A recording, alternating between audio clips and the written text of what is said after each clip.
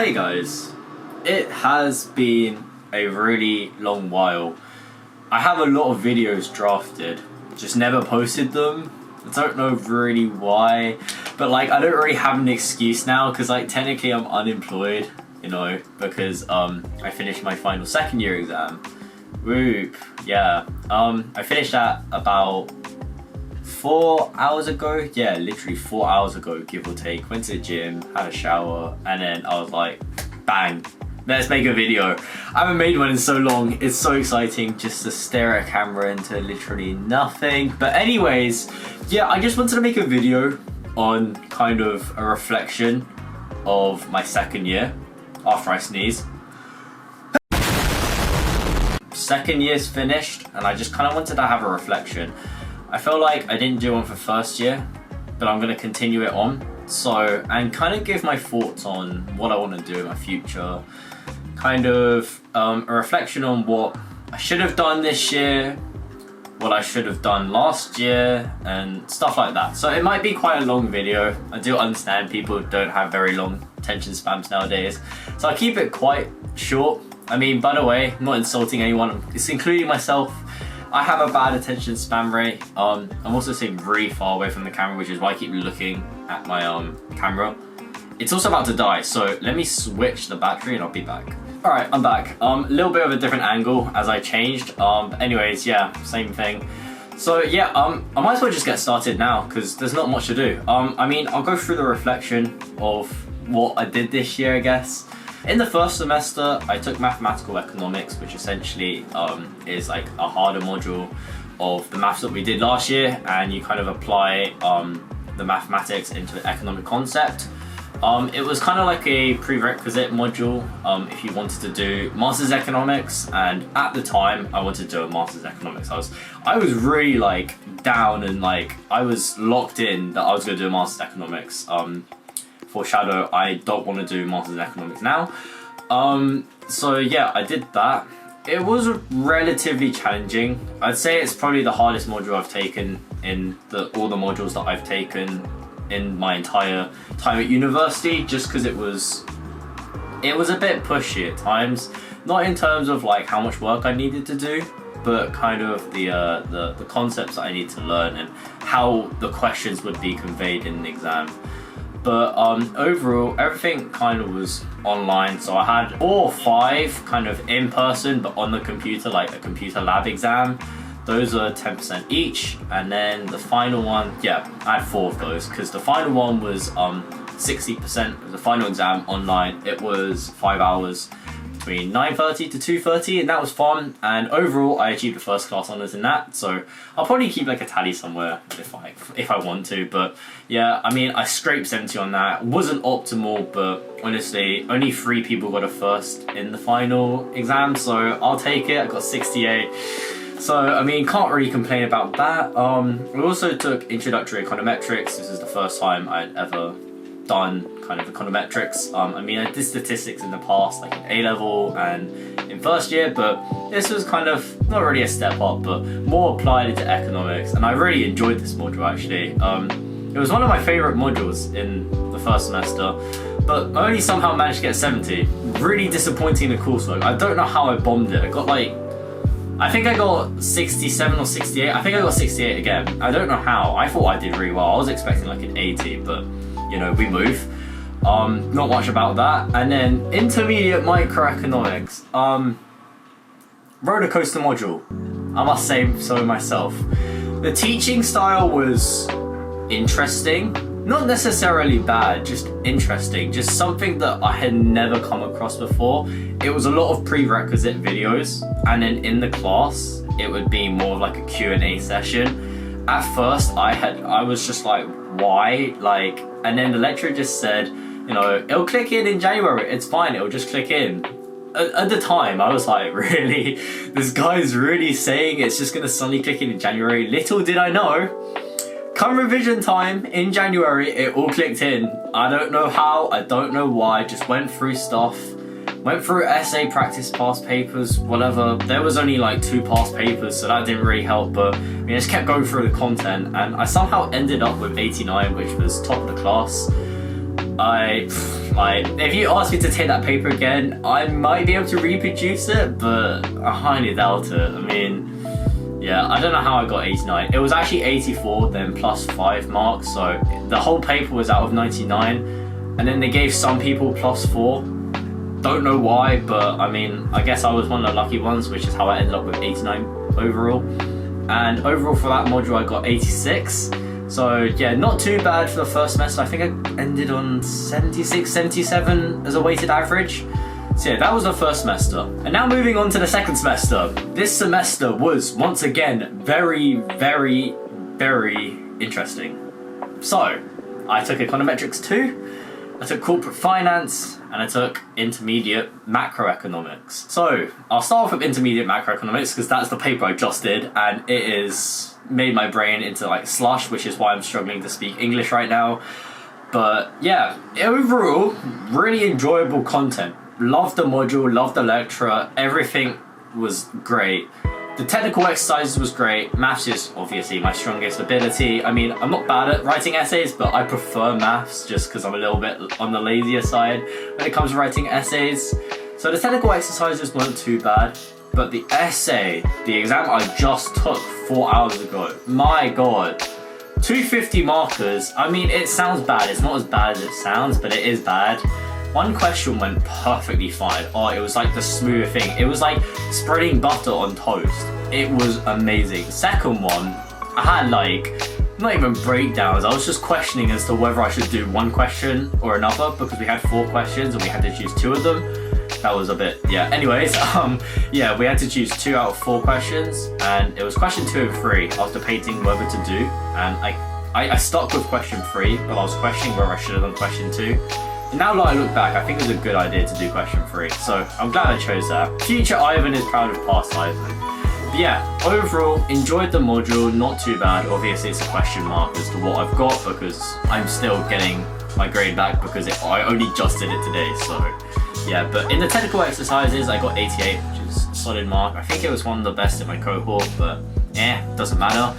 And then I also took Econometrics 2, which is just a follow-up to the Introductory Econometrics course. Again, lovely course. Both summatives were coursework, which is great. You gotta love coursework because, you know, can't be bothered to do exams, you know. But anyways, yeah, 2 courseworks, both basically very similar. The first one was kind of like introducing us to a more sophisticated style of writing, and then the second assessment, which is still being reviewed, kind of introduced new concepts. So people who are doing econometrics or do statistics probably know about logit-probit models. We kind of learned how to use those, how to interpret odds ratios, and we kind of just took it up a notch from just the ordinary least squares estimators.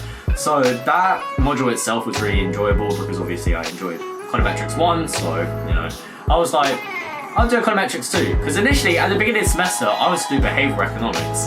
And I'll tell you the spoiler now, but yeah, I finally decided what masters I wanted to do. It was MSc Finance or MSc Finance and Economics. I don't know what it is, I just fell in love with like finance side stuff. I found it more applicable, and I just have now decided that I want to do MSc Finance, which is in turn why I chose to do Econometrics 2 instead of Behavioral Economics, because Econometrics would be much more useful in an MSc Finance degree or course. And finally, Corporate Finance.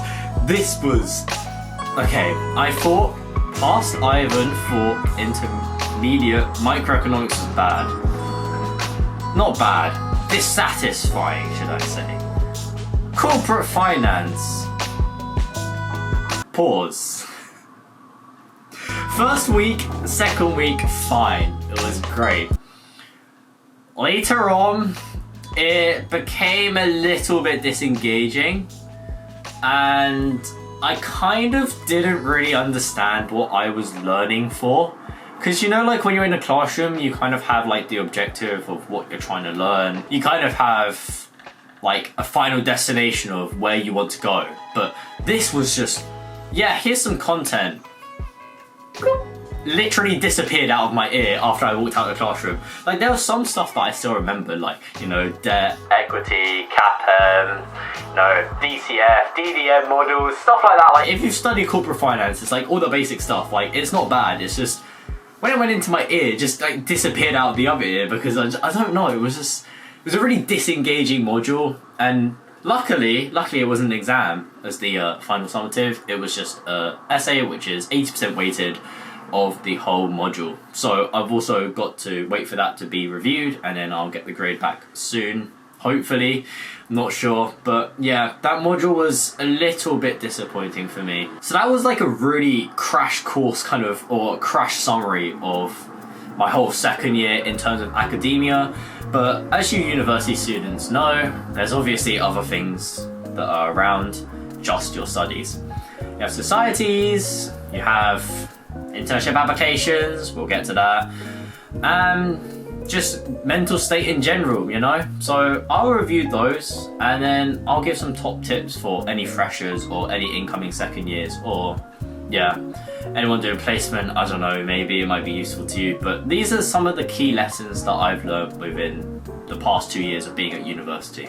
So I just want to start off with internships. This is something that has been around the culture of university, should I must.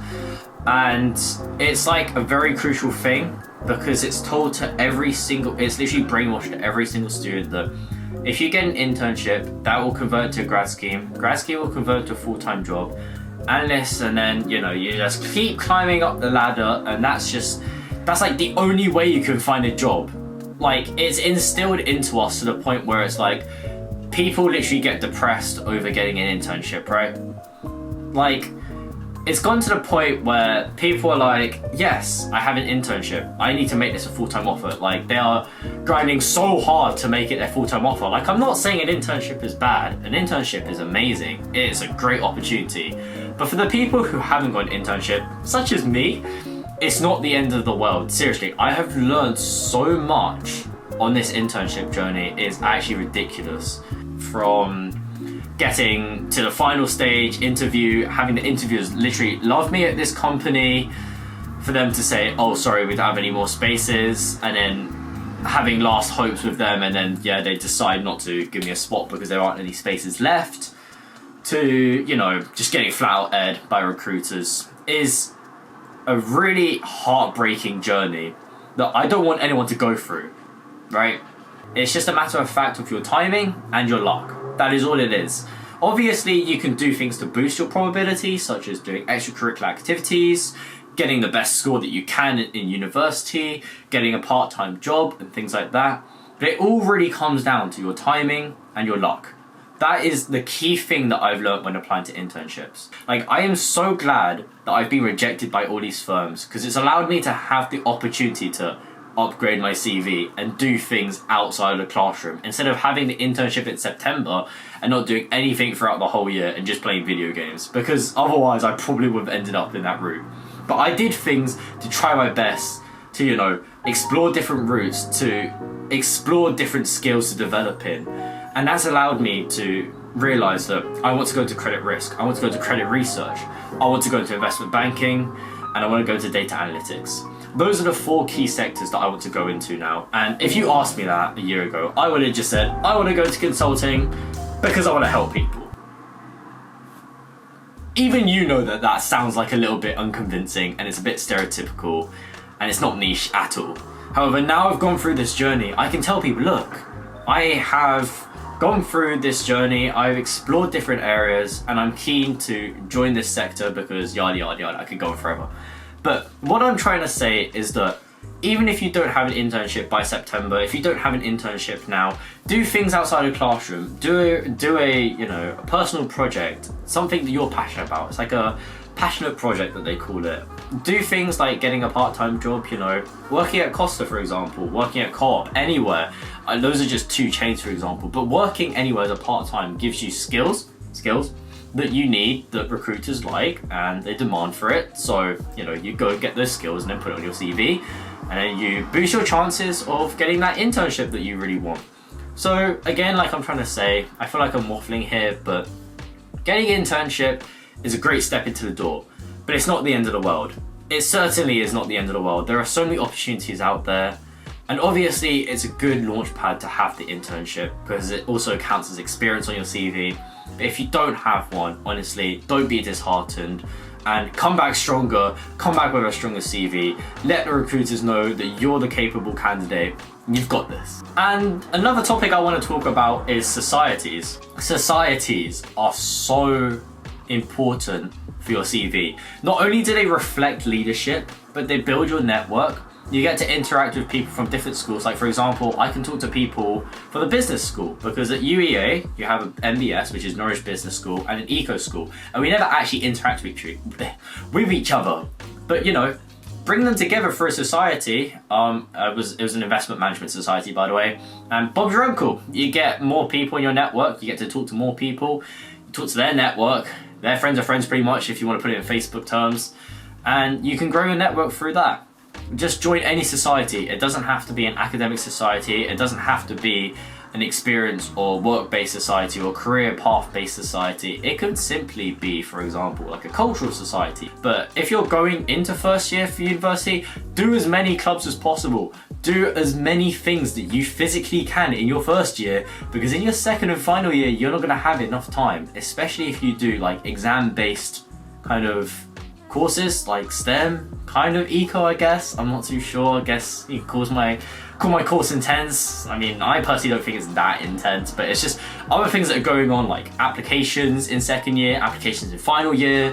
They get on you and your time kind of just decreases, it just diminishes, and you're like, oh, what do I do now? So if you're going into first year, just do as many clubs, do as many societies as possible. Just enjoy your time.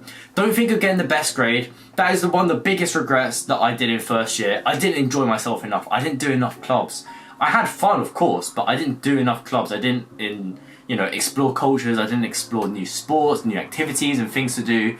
I really wish that I spent less time studying in first year and kind of focused on the cultural things, doing leadership roles, finding a part-time job, things like that will help to boost my CV. Like, yeah, getting good grades is one thing, but having experience, having, part-time work experience is such a crucial thing for getting the internship and putting it on your CV. So that's one of my biggest regrets, I think, in my opinion, for, first year. Obviously, I'm really satisfied with how I did academically, but there's other things that I could have improved on. Like, I could have used my time much more wisely, but, we're human and we can learn from it. And now I'm giving my experience to you guys, so you don't have to fall in the same trap.